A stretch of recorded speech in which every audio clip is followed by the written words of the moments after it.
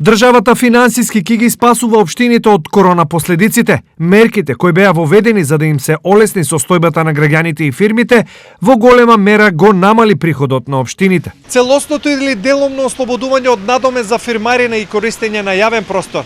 Приливот на парите во општинските каси го сведе на 40 до 50% од вообичаените вредности.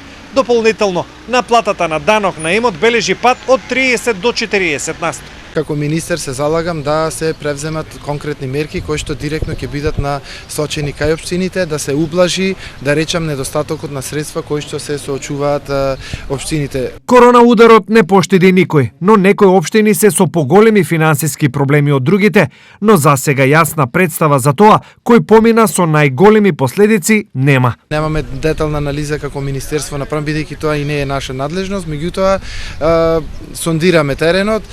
Некаде е поголема, поублажена, некаде е помалку критична состојбата. Со заштеди обезбедивме 52 милиони денари и ги инвестиравме во источниот плански регион и тоа е еден вид помош на општините да имаат градежни активности и да имаат обртна средства. Од друга страна, за државата да им помогне, во добар дел општините мора да си помогнат и сами. Државните пари ќе бидат насочени не за покривање на долгови, туку за инвестиции. Можеме да работиме само со градоначалници кои што имаат добри проекти и кои што проекти решаваат некој проблем од кој што го имаат жителите на тој град. Онаму каде што градоначалниците не ни даваат проекти или се лоши проекти, навистина не можеме да финансираме и токму тука е, бидејќи некои викат зошто само кај некој финансирате, зошто некаде не финансирате, има критики, меѓутоа ние како министерство едноставно не можеме само иницијативно да дадеме пари, мора идеите, иницијативите, проектите да идат од локалната самоуправа, тоа е поентата на децентрализацијата. Од почетокот на пандемијата, речиси сите општини од регионот се откажаа од значаен дел од приходите.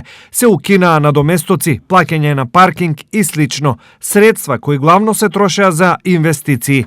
Инаку, ова е втор пат за кратко време како општините спас чекаат од државата, откако минатата година со државни пари се вратија 51% од општинските долгови.